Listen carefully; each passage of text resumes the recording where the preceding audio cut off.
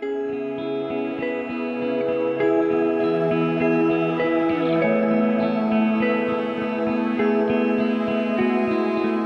was about 1995 that Bruce Clark, who'd been a commissioner, came to me at the university and said, I think Ballarat needs a group of businessmen who are unaligned, unpolitical, to lobby for the city. There were a number of influential people who were very active in that, including Noel Coxall. And we have to go way back to the 90s, which was when Peter Davies and some of his offsiders started up what was called Ballarat First. From Ballarat First it progressed to Ballarat Advantage. Ballarat Advantage had some very big names in it, including Julie Stafford, David Hames, Bruce Morgan and others. But back then there just wasn't a financial base to really move it on from there. Its main reason for being, I think, was a frustration by everyone in Ballarat who had invested here across all sectors, that we weren't getting our fair share of resources from all levels of government. I still remember Pete Davies invited me to, I think, a Ballarat First meeting at one stage, and I might have even offended Pete because I said to him, I would never want to be involved in an organisation that would have somebody like me in it. My involvement in those initial stages was along with the other members, but my specific involvement was after we'd invited representatives from business and all of these other organisations in Ballarat. We'd have a light dinner, and then we'd talk about the vision for Ballarat Advantage and what we needed from them, and those that wanted to be on the committee and have a lot more input. We wanted $20,000, and for just normal corporate membership, and we say corporate, but for organisations, $3,000. And we did remarkably well.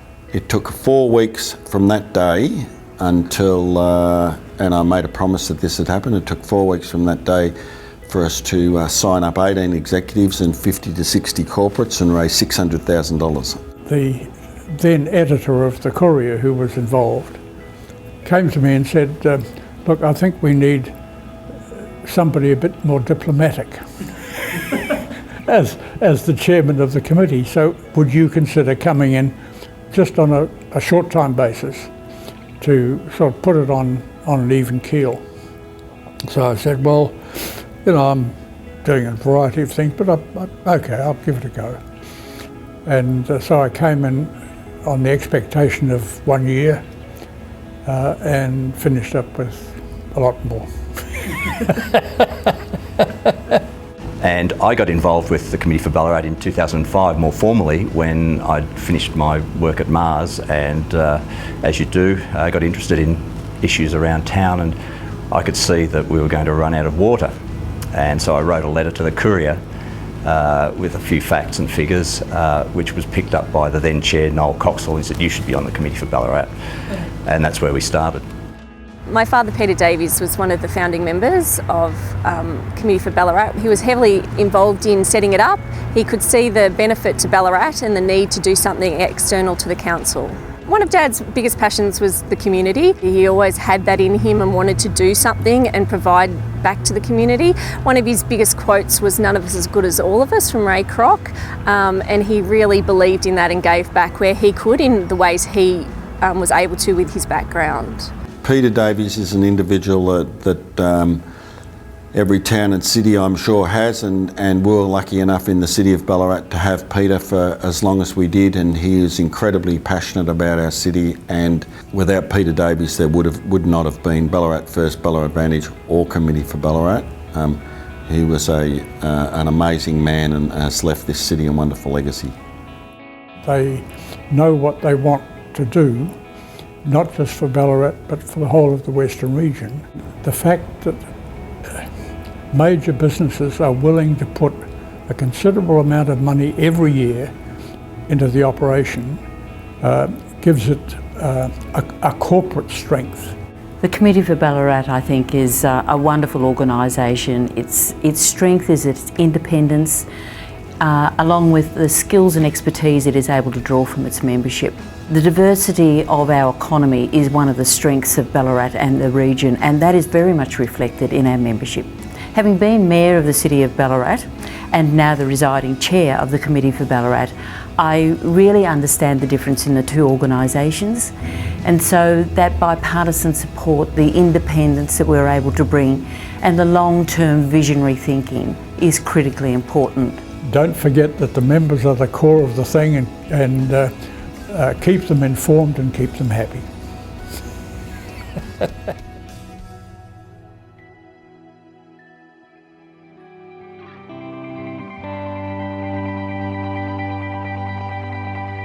The executive of the Committee for Ballarat knew very early on that we had to have a big win very early on to show everybody that we were in fact very relevant. In regard to the Deer Park bypass, that was one of the first major achievements of the Committee for Ballarat. And for us to actually use all the great assets that Ballarat have to offer in regard to the community, stable workforce, all the great support that actually is here for people that work here, it was absolutely critical that we then actually had access to one of the major population centres within Victoria, but then also for our business nationally. Unfortunately, in our political system, it's incredibly adversarial. So when you've got a Liberal federal government and a Labor state government, they don't want to be seen to be giving each other brownie points. So because of that, there were some incredibly nasty roadblocks there. We at the Committee for Ballarat were able to recognise those roadblocks and become the umpire or become the conduit to get the project across the line without ruffling too many feathers or offending too many egos. As we walked into the room and the door was closed behind us, Costello put his hand up and said, "Before you start, you've got the money." Sovereign Hill was a great supporter of the Action Committee. I think the success of that committee was that it was nimble, it was targeted, focused on an outcome, and was determined to achieve it. And they had the right players undertaking the right strategic moves at the right times to influence various governments along the way. It's made Sovereign Hill far more accessible, particularly to our Melbourne-based market, and that market comes in from a number of sources, whether it's school children travelling up by coach, our international market coming from the airport in group numbers or coming from hotels in Melbourne, and certainly our normal general public visitors, the majority of whom come from the metro area. It was a project for its time. If you think back then, Melbourne was expanding in the west, and it's just gone ahead even in greater leaps and bounds over the last decade. I just can't imagine now without the bypass how the volumes of traffic, vehicles, heavy trucks, coaches, could be dealt with without the bypass. Incredibly exciting for the city, incredibly exciting for the state, and masterfully perfect for the Committee for Ballarat as their major project that they were very instrumental in getting across the line because, as I said at the start, it made us relevant.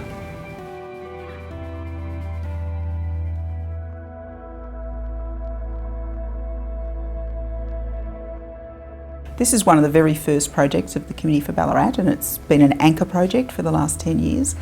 Originally, it was initiated by Bruce Morgan, the General Manager of the Courier, and he asked me to be involved because I was a graduate of the Williamson Community Leadership Program. Ballarat and the region are certainly indebted to the Courier that put this project up as a priority project 10 years ago. It started right at the start of the Committee for Ballarat, and it is still going very strongly today. The leadership program is actually enhancing the potential within the community. So it's increasing discretionary effort, it's helping people develop networks and fast track them into community involvement, and it's providing huge additional resources to the leadership of our region. I was one of the founding members of the Committee for Ballarat, and the idea was that we would actually grow and develop programs and then we would have exit strategies or move the program on somewhere else. But we felt the Committee for Ballarat was the most appropriate auspice to continue to offer this program as an anchor program over the years. This is an experiential learning program. It's not something that you can just buy as part of your career pathways. It's an opportunity to expose emerging leaders to the issues and the challenges facing our region. And they can then use that to round out their skills and their views of how they will move forward. So the return on investment for the employer, for government is very simple. Community leadership's important because it's at the end of the day, someone needs to be looking to the future, and there's some people in our community that need help. I was motivated to join the Leadership Ballarat Western Region program. I really wanted to do something just a little bit more than what I'm doing. Like obviously we've got a really great business that the community have accepted, but we felt there was something that we should be giving back. The LBW scholarship that they founded under my father's name, has been a great thing for our family. We're very excited to help with the promotion of it and also to give the prize annually.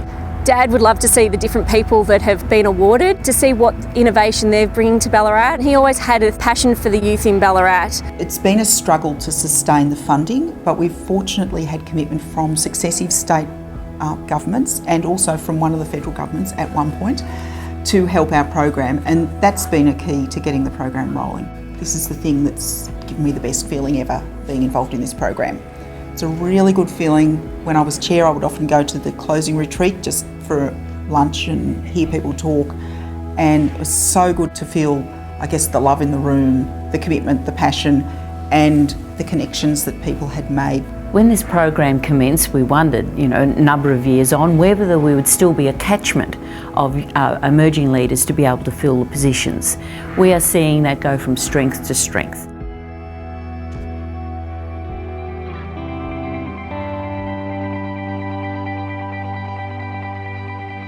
Well, the Committee for Ballarat started this water task team, as it was called then, in 2005. Noel Coxwell, the then chair, brought me together with the water task team, and we lobbied Central Highlands Water initially and also the state government at the time to say, this project that you have to bring water from the Goulburn via the super pipe is going to be 2 years too late. For myself and for all the other Mars associates working here, we felt in this business what we felt at home, which was genuinely scared, nervous. What does this mean? Water is a fundamental of life for us at our homes and for our families, let alone for the business. That water storage was at very depleted levels, the very physical symbol in the middle of this town about the lake being dry, and therefore the psyche that generated for us as a community at Mars and outside of Mars was a very nervous and worrying time for us. In 2007, the water crisis provided a serious challenge to our business in terms of our ability to supply our customers. French fries typically use a lot of water in the manufacturing process, and without water, I guess our simple ability to provide to our customers was seriously challenged. We didn't have time on our side. We needed to be decisive and do some things. The Committee for Ballarat became involved both with Central Highlands Water and the City of Ballarat to work on a number of solutions for this community. One was to see how, in the advent of us having diminished water resources, that we could lobby both state and federal government to make sure that the Goldfields super pipe was delivered on time, so that we actually didn't face even more severe restrictions than what we went through. We started to push the idea of greater use of stormwater that was falling on Ballarat and running down streams, which was doing some damage to farmland as well, it has to be said. We really wanted to see large-scale stormwater harvesting become into the mix, and by being able to use Lake Wendouree as a storage and then a distribution point to irrigate many of our public open space facilities, we saw that as a way of underpinning the future for Ballarat both socially and economically. Even before the specific water shortages that we had here in Ballarat in 2007, 8, 9, even before that, back in the late 90s and early 2000s, through the stewardship of the family who run this business, we'd been investing in dams and stormwater retention bunkers and recycling wastewater in various ponds that you can see outside here. As a large water user, we challenged ourselves on that amount of water that we use, and along the way we developed technologies that today we're very proud of. They were all born in the drought days through necessity, I guess, but today we hold those water-saving technologies in our process, and we're very proud of those new technologies. They were developed here and they've been rolled out around the world through other McCain manufacturing facilities, and we're very proud that we developed those here in Ballarat. This city got down to a 6% supply left in their reservoirs. 6%, which really most of the 6% was mud. And if it wasn't for bringing that super pipe down, and also if it wasn't for the government of the day building the desalination plant, yes, it costs a lot more money than it should have to build, but it's an insurance policy now for our city and for the rest of the state to be waterproofed for generations to come. The Committee for Ballarat has achieved the first two objectives of more sustainable water use in Ballarat, the first being the super pipe so that we didn't run out of water. The second was a greater use of storm water, and we've seen that by the refilling of the lake, and the lake will never run dry again because of the wetlands project that we initiated with the City of Ballarat and the two levels of government which provided funding for that. So no longer will we see fires on Lake Wendouree, and it will be full to the brim.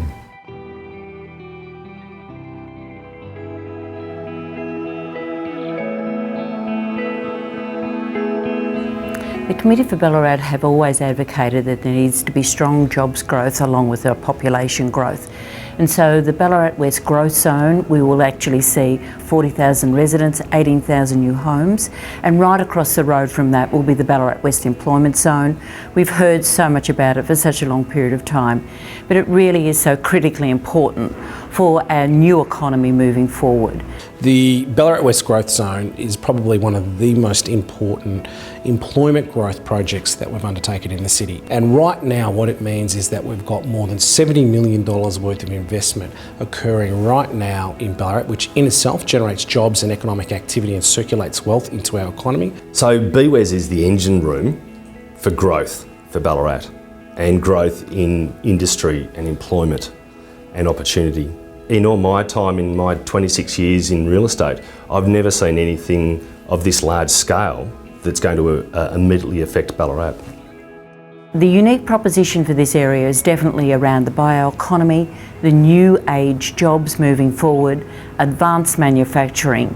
And it's not only for the advantage of new business coming into Ballarat, but it's the transition and the securing of our current businesses and how they are able to capitalise on the opportunities that the Ballarat West Employment Zone will bring. The work that the committee undertook with the council was really very supportive in helping us crystallise those plans, provide connectivity between council and major industry players and private sector providers and members of the committee that provided an enormous amount of intelligence and commercial background into the planning of the project. The Committee for Ballarat was unquestionably instrumental in getting this project underway. It was their vision, it was their hard work.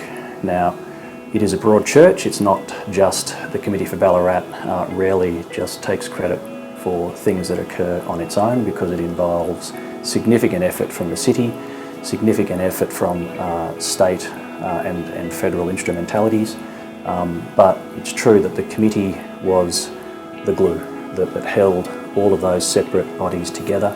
I'm excited for my kids, I'm excited for my grandkids.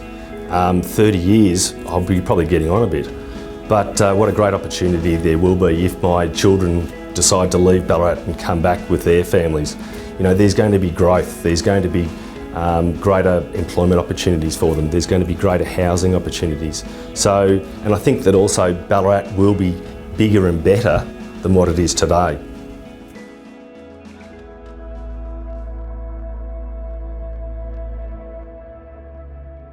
The Committee for Ballarat was aware of this huge unemployment issue in Ballarat, where youth unemployment is twice the national average. So we felt we had to do something in that space. We have a number of employers who are big employers and some small, but across a wide range of sectors. So we felt we had the responsibility and also the capacity to do something about it. The origin of it goes back, in fact, to 2006, where committee members had come together to say what are the important things for Ballarat and the region to be doing to change the future. The Deputy Chair at the time, Jennifer Kelly from JK Personnel, had initiated a program with her own business and with her own personal willpower to develop a small group of young people who had fallen through the cracks and who had no hope. And this project that she initiated was the start of the Committee for Ballarat's Young Adult Empowerment Program. Well, I'm really passionate about youth, and the Committee for Ballarat certainly demonstrated that they were too. There was a real concern around youth unemployment, and as a collective we really thought that we could make a difference. The only motivation they had to have was, I really want to get a job. So these 15 young people would commit to a program to undertake a serious fitness regime. They agreed to undertake a healthy lifestyle. They agreed to commit to learning how to present themselves respectfully and respectably, and how to understand and engage with people in workforces who are prepared to say, if you complete this program, I'll consider you for employment. I think what was unique about the A model was that it was a program to really empower these young people, to give them the confidence, to give them life skills and job-ready skills for them to enter the workplace. But it was also very much about the Committee for Ballarat members being really intimately involved in the program, whether that was offering jobs, whether that was mentoring one-on-one with the youth. Really exciting program, and we achieved amazing results. The examples that we have through Yay show that most of these people stayed in jobs for at least 12 months. And once they get a foothold in a job, they've then got something on their resume to prove that they have been able to be employed, gainfully employed, and have references from those people. The graduation ceremonies were amazing, and you had to go to one to see the power that was in that room, the confidence of those young adults, the excitement they had moving forward in their lives. It was amazing. One young woman, in a very, very moving address to the graduation group, said, "I would not have been here if it hadn't been for the Young Adult Empowerment Program." And she and an inspirational chair of Committee for Ballarat at the graduation performed a song and a musical piece that Tony had written in accompaniment to her words in her song. And of course there wasn't a dry eye in the graduation ceremony.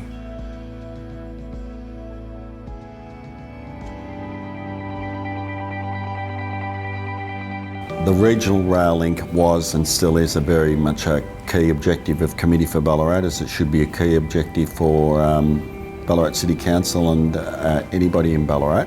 It's a major lifeline from Ballarat to Melbourne. It's fantastic to see that they've started to speed up the service. There's still a long way to go. We still need 2 tracks all the way to Melbourne. I'm sure that will come. Passing loops will help, but they're heading in the right direction. It's slow, but these things always are slow, but it's exciting and we should continue to push it as hard as we can.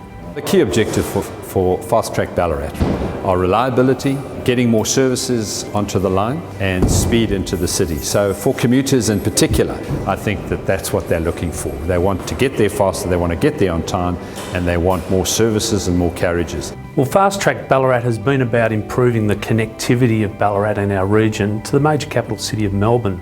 We had some early wins, certainly the Fast Track and Fast Rail project from the Brax government, some $80 million of funding to improve rail services, and in recent years we've seen the delivery of the regional rail link, which is now starting to come to fruition, some $4.2 billion.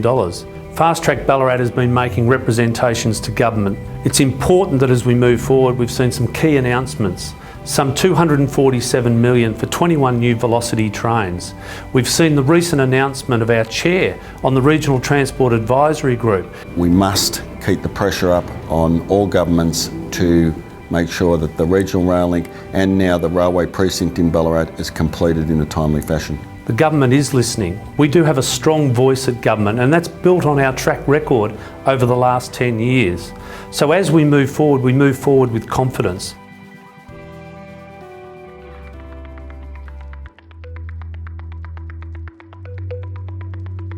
Well, the roundtable dinners are just a fantastic opportunity for members to get together and listen to preeminent Australians about their personal journey, whether it be in business or in life.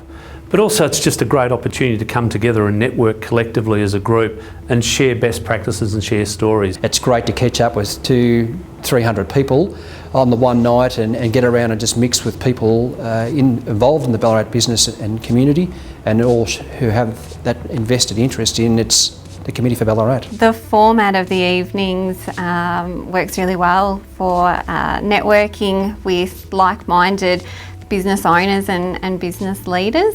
And I think as a young female new business owner myself, to have the opportunity to talk and learn from other business owners and hear what's happening in the business community is really valuable for me and my business. Now, above all, you know, from my perspective, it's, you know, the friendships have made some, you know, great friends and friendships through the membership base and attendees at the dinner, and it's also been really advantageous for our business that with a number of people that we've met through the dinners are now banking with Bendigo Bank, so it's been really great. Look, we've had some fantastic speakers over the journey. It's been some, you know, remarkable speakers.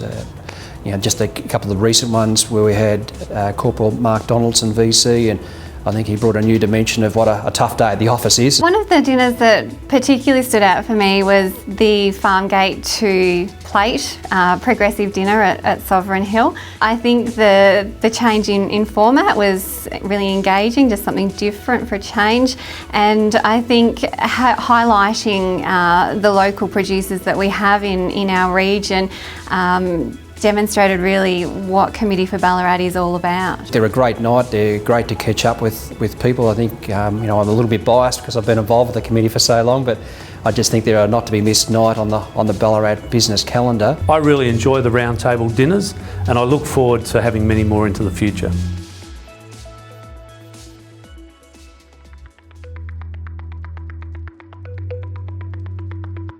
I'm really proud that our agenda and our work is driven by our members. The work that they do on the task teams is absolutely critical, but importantly, the key issues workshop each year that we run to identify the challenges that are confronting not only Ballarat but our broader region. Well, this morning we've just run our annual key issues process, and that's building on the work of our 5-year strategic action plan which we launched in 2013. So it's about identifying the gaps, making sure that as we look forward as a Ballarat of 200,000 by 2050, that we're working today to make sure that we're putting the infrastructure and the investment to support that population growth. Well, our staff, we have a very small secretariat, but they're exceptionally passionate about the work that we do, and they engage with members in a broad cross-section of areas. But I'm proud of the effort of our team, how they come together, they just get about their job and make sure they make things happen.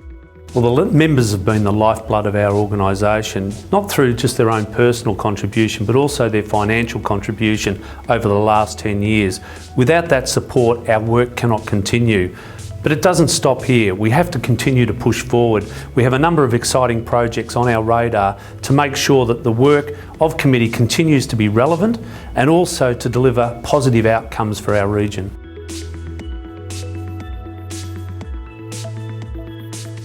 The Committee for Ballarat, for me, means being proud and passionate about Ballarat and the Western region. To be part of a team that's making a difference and building a better future for ourselves and our kids. As a small rural municipality, to have the opportunity to advocate on really important economic and community initiatives, and being part of the Committee of Ballarat puts us at the table to have those conversations where they're needed. The Committee for Ballarat offers the opportunity to meet with a diversity of like-minded people to promote the City of Ballarat. It gives us the confidence to reinvest not only in our business but to reinvest into Ballarat. We're invigorating our region. We felt it was an opportunity for us to invest and give back to the future of Ballarat. It's a great opportunity for collaboration.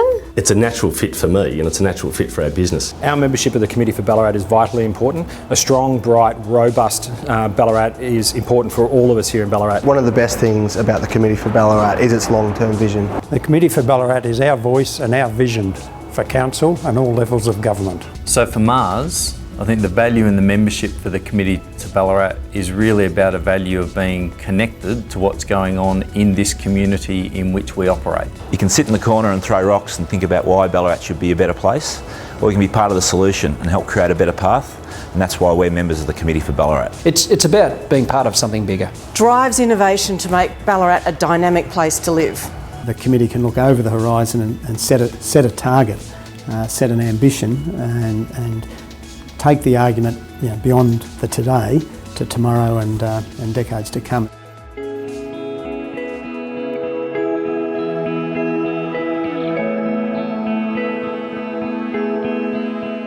Having had the privilege to be the chair of the Committee for Ballarat over the last, well, it will be 3 years almost, I reflect back and think about, you know, the various influences that we've been able to have, and I've thoroughly enjoyed it. It's been a privilege.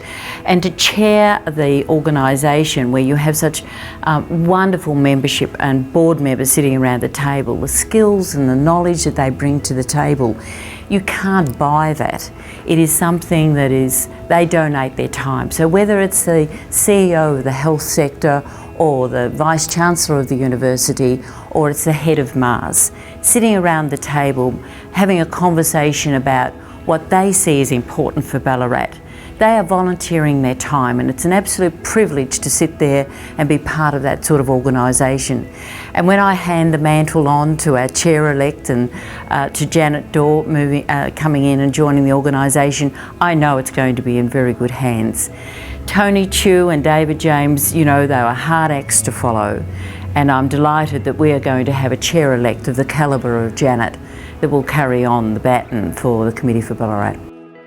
I think the achievements of the committee since its inception, with great leadership, have been terrific, and I certainly noticed the difference in Ballarat when I came back after 9 years away. The Committee for Ballarat has a critical role to play in terms of intervention and influence, working with key stakeholders to ensure that we move forward, that we don't look just to the past, but we actually set a fantastic legacy for future generations. I think it's a very challenging position to be in after such great leaders that have led the Committee for Ballarat, but I'm hoping to bring the forthrightness that I think people know I'm renowned for, without political constraints, and being a fierce advocate for this city and region and its future.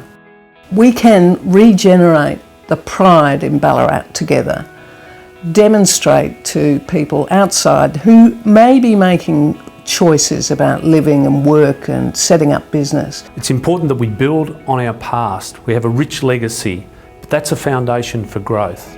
We should see growth not as a challenge, but as an opportunity. We've got to stop looking to the outside to solve our problems. We have a wealth of talent and innovation in this city that we have to build for the future.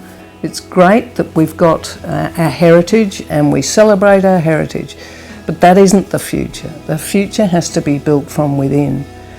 Small business, young entrepreneurs, developing thought leaders in various sectors, utilising the university's intellectual skills, fostering debate, stamping our image and attractiveness in the Victorian community. Now is our time, because Melbourne's so congested. Now is our time.